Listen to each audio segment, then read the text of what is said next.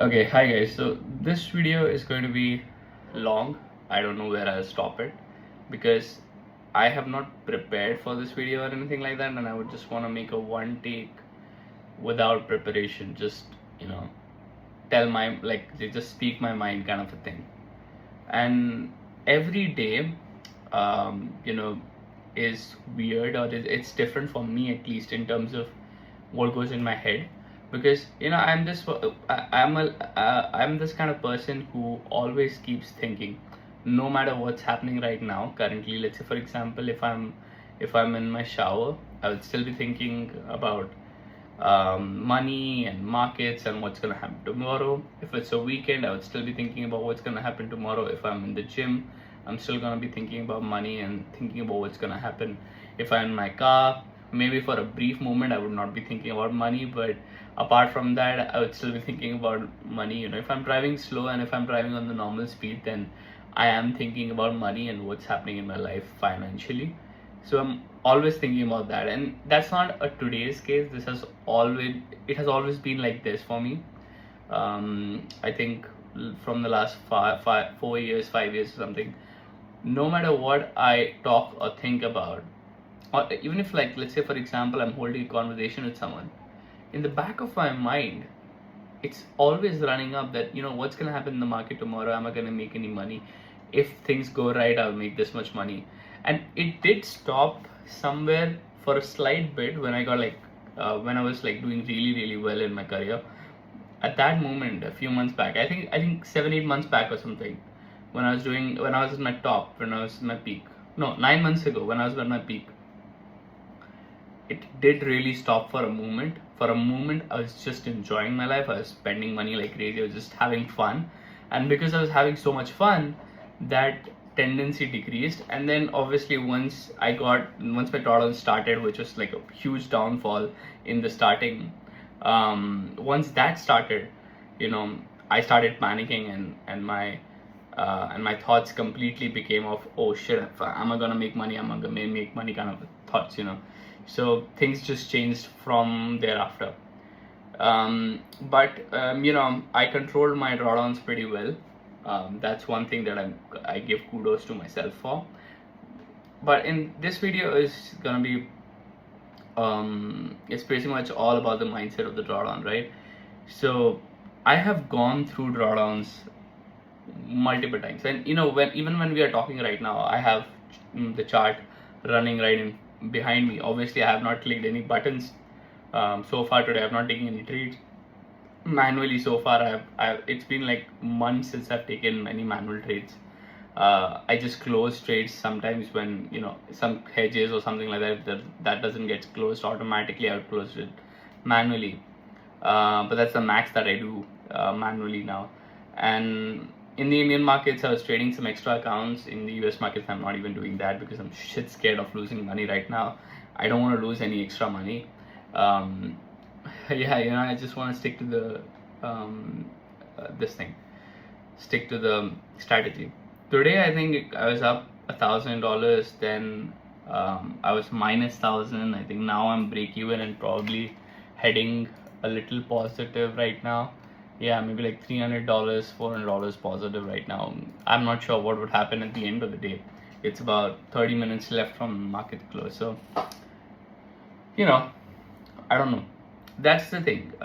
With drawdowns and with life, especially trading as a career, it is so highly unpredictable that you really really don't know what's gonna happen next.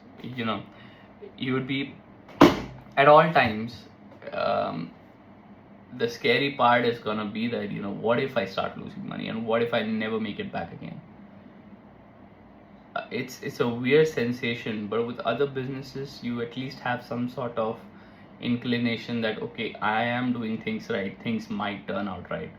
But with trading as a career, you just don't know what's gonna happen next at all.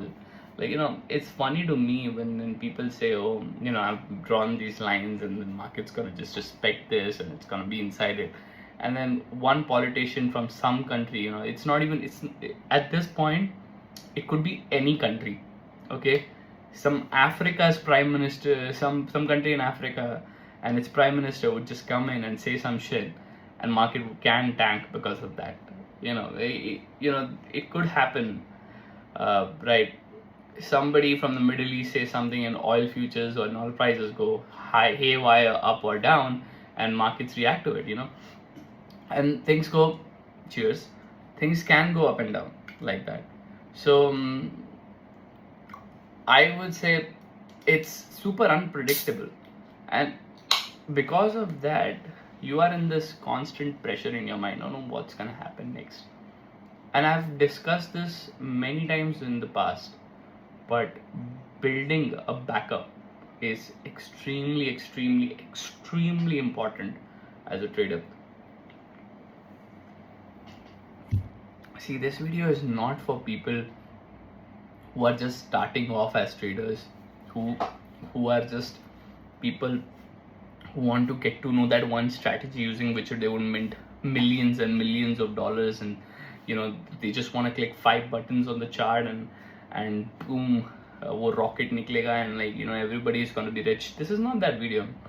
This is the video for those people who are looking at this like a full-time career that I have taken as personally. And it is scary to not have a predictable future. Trust me when I say this. On your high days, you would feel the rush that you can conquer this world, that you will be the richest person on the planet, even within the single day. Like sometimes within the day, I've had these days where I've made like I was up like $17,000 in the morning. This was at my peak time, not now. Now these days I just get a swing of $2,000-3,000 up or down. But on those days, I used to get, on my personal money, swings worth of about $20,000, $25,000 even. Rupee dollar rate was slightly different back then, and 9 months ago it was slightly different. I don't think the difference was too huge, maybe a few percentage, but anyways, I remember getting $24,000 worth of swing in a day. Okay. And it was insane, and think about it like this: it was $23,000 up, negative $15,000 or $17,000. So that kind of moves were crazy. So some days I would make insane money, some days I would lose insane money, and more or less I got used to that punch. And now when I don't have that punch, I don't even look at the markets or the trading anymore that much, because it's like, okay, the fun is gone. Earlier it used to make me feel like, oh, there's some thrill, there's gonna be some thrill, there's gonna be some action. I'm gonna have this action where I'm gonna 20 lakhs, that's someone's yearly salary. I'm gonna make that in one shot today, or I'm gonna do that in one shot today. At some point it used to be crazy, it used to be insane. It was just basically, dude, that life was crazy, right? That life is gone. And understanding the fact and getting used to the fact that for another few months, or maybe even for over a year, I'll have to be into under $5,000 swings, just to make it sustainable. Because any new money that's coming in, I'm not spending it, I'm gonna be saving it. Even though my expenses are pretty high right now, my expenses like from this month around, so June, July has started. Today's 1st July. So eventually from today, I would say my expenses are gonna trickle down, right? They're gonna decrease, because last month I had some unexpected expenses. I'm not gonna be having them every month, right? So those expenses are gonna trickle down, and once they finally trickle down, will I have my like my next goal is gonna be just saving as much as money as possible, hoarding money. Especially I wanna buy silver. That's what I'm thinking, and I wanna buy physical silver, and I just wanna keep it, and also I wanna do a lot of fixed deposits. So I think silver has a good upside, about 20% or so in the next few years, in the next 1 or 2 years, and it would be very stable. So that's why I want to buy silver. And the other thing is, And the other thing is this thing. Just wanna just do FDs, fixed deposits, and fixed deposits are paying 10% right now. Markets has pretty much made market has gone up really well. I think it is near to all-time high. I'm not sure. I have to check. Yeah, it's near to all-time high. I don't even look at Indian markets anymore, and then it's not that far away from all-time high. I think eventually it's about 3%. I think eventually it will take all-time highs and it would go to 27,000 or whatever the next levels are. And I have some investments over there as well. But I want to diversify and I want to be mainly on fixed deposits this time around. Because fixed deposits, when they pay you every month, when you have a every month fixed deposits payout, it feels so good. Just think about it. If I make a 5 crore fixed deposit, and if I'm making, let's say, on average about 8% a month, that's a 0.7% free, basically free money, 0.7% every month, right? And now some people might say, oh, but what about inflation and what about all those things? Now, that's why I'm actively trading. I can beat inflation through actively trading eventually, right? I want to keep the target goal is, I want to keep my risk money or the trading money separate and have at least about 5 crores to 10 crores in fixed deposit.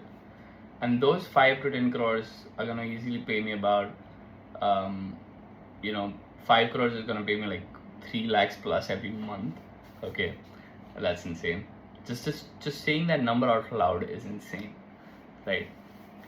And that 3 lakhs I could spend for my living. I think currently I'm spending about 2.5-3 lakhs a month to live. So that money I can easily spend. Some months I can easily even spend 5 lakhs and just be fine. And whatever extra money I make through trading, I can do a 50-50 split. 50% into the fixed deposit and the rest 50% into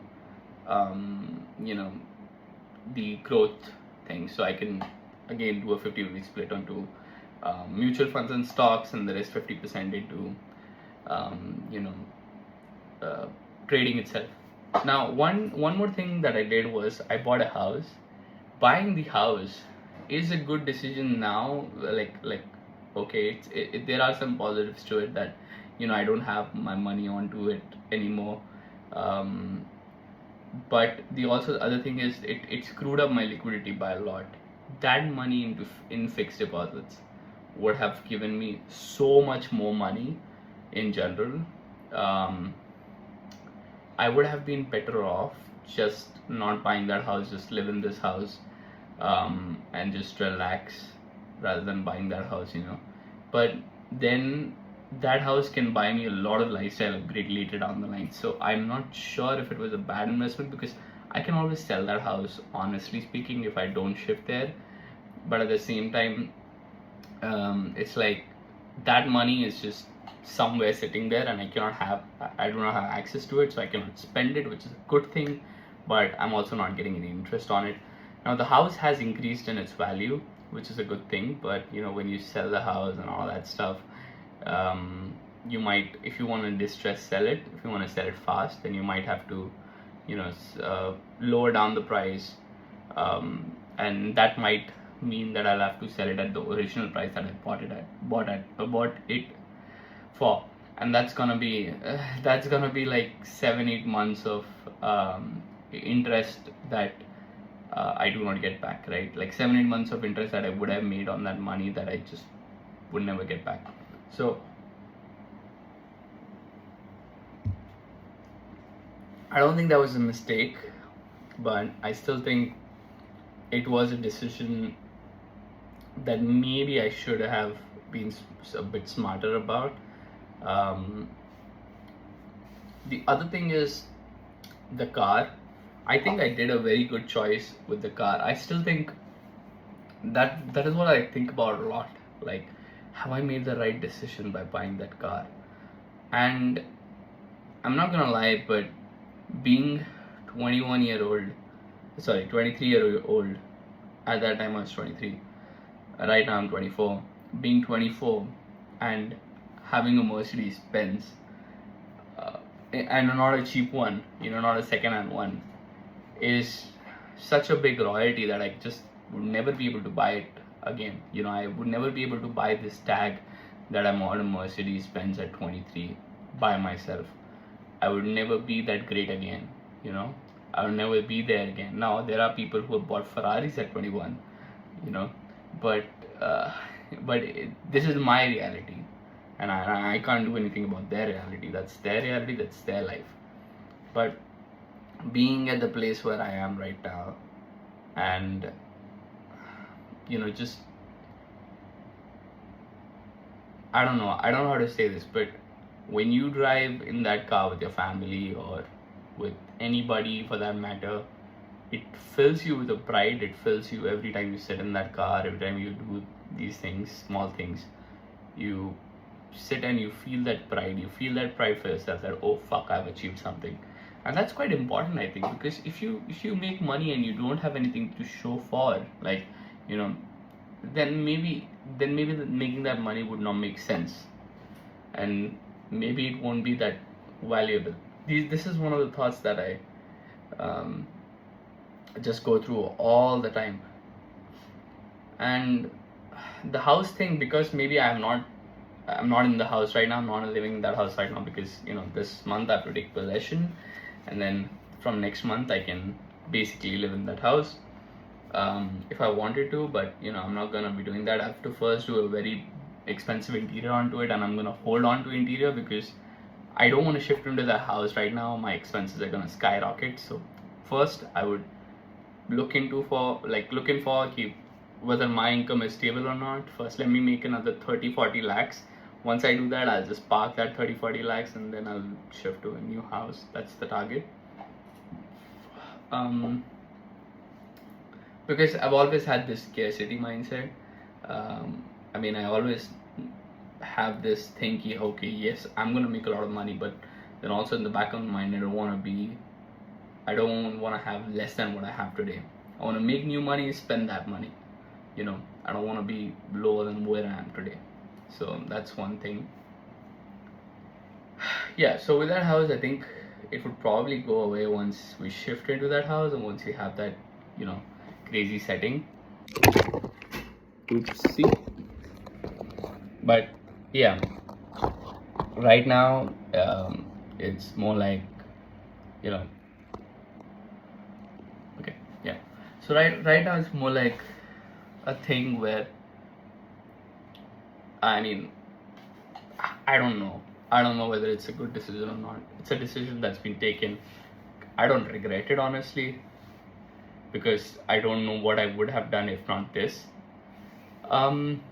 The other thing, what else can we say? Yeah, the other thing is very good decision. Stop Indian markets trading.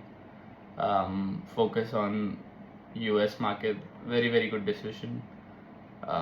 I don't think I would have made any money being in the Indian market. Even if my strategy would have, I would just taken some stupid trades, and I would have lost money. I think I would have been that guy because of the downfall that I saw, right? In US market, I don't do stupid trades because the lot size is so big that if I fuck up, I'm gonna lose huge. And staying inside the strategies somewhat because they're hedged and because they have a lot of things going on to them, I still don't lose money, very high money comparatively compared to the lot size, right? Even the worst days, I would lose, let's just say I would lose 40 points on the worst day. So $100 lot, $100 lot, right, into $4,000. So let's say $4,500. So, or let's just say $5,000. Let's say worst case. So worst case, I'm just losing 50 points. I think I would have done stupid shit and lost more than 50 points in Indian markets. So yeah, worst case scenario, even under the worst case scenarios, I'm not losing insane amounts of money or anything like that on US market in a day. Slow and steady losses have been crazy. So even if I go through, so that's one of the good things. Even when I go through my P&L, I have personally never lost more than $2,000 on my personal, like personally, I've never lost more than $2,000 in the US market in a single day, which is the good thing, you know. I think there was like once where I lost maybe $1,500, $1,600. I think that's what I remember. I don't remember losing anything more than that, honestly. Yeah, I'm right now. I have opened the chart and I can't see a single day which is more than nothing more than $1,600, $1,700 in a day, which is good, dude. Like, which is really good. Like losing so much under control, like being so much under control. $1,600 is not a lot of money, considering where I was before, considering where I'm even right now. I think I can afford to lose that money. If I want to make big money, then I want to have to lose a little big money. But staying in that control is good. That's the good part.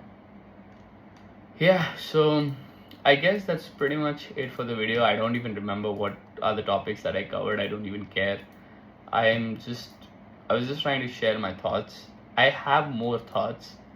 I just don't want to be an asshole and share them right now, because it feels like, you know, when you're doing bad, I don't like to share advice, because what kind of advice would I want to give when I'm not doing the best right now, you know? Like, if I start teaching you how to be a full-time trader while myself struggling to be a full-time trader, I mean, I'm not struggling, but still not doing the best, right? When that's the case, and then how can I just even, you know, justify that I'm gonna come up here and then lecture everybody else? The short-term target, honestly, with this is about 50 lakhs. 50 lakhs, once I make 50 lakhs, which is somewhere about $35,000-$60,000, and just save that money, then I would start spending some money, I would say. Like, from my profits right now, I would not spend anything. If I make any profits, I'm not going to spend them. Though last month I made nothing. This month, let's say, even if I make like 10 grand, I'm not going to spend any of it. I'm just going to do my regular spends and just save the rest of the money. That's the goal. That's the target. And from like, obviously my monthly spends of about 1 lakh to 2 lakhs plus EMI. So total 2 lakhs to lakhs is what generally would basically go away automatically. I don't have control over those expenses. But apart from that, I don't think I would have a huge issue saving up the rest of the money. So no expensive trips or anything like that. Maybe I can do a small trip over here for 10, 20,000, 30,000 rupees, which is fine. If it comes under my budget, if I don't spend a lot of money in a month, if my spends are under 2 lakhs, I can spend another 20k on the month end to go for the trip. It's fine. Those expenses are fine. The other thing is, the first 50 lakhs I save, and then the next 50 lakhs I would probably end up spending about 20-30% of it. And then once I reach 1 crore in savings, whatever I make over it, like once I hit like a 1.5 crore, I'm going to just take 50-60 lakh rupees out of it and just buy a good car, a new car, because I just like cars. I just like buying new cars, honestly. Now what would be that car? I think I would just buy a second-hand Porsche or something like that, like a very old Porsche. I really like old Porsches. There are some of them which are available, which are like not expensive in terms of in terms of the number of like kilometers they are. They're not crazy, so I probably can get one of those. But yeah, apart from that, like nothing crazy. I just want to save money. Whatever I make, just want to save that right now. And being in the position to spend a lakh or two every month on just living, it's still really good, right? So I would say it's not the worst case scenario, but it's still not bad. Like, it's not like good. It's somewhere in the middle. I'm surviving. I am surviving while playing games and shit. I'm okay. So yeah, I'll see you guys in the next video. Till then, bye bye. Currently, the PNL I think is somewhere around $700-800. Let's see where we end. Honestly, I don't even know. And I'll see you guys later. Bye bye.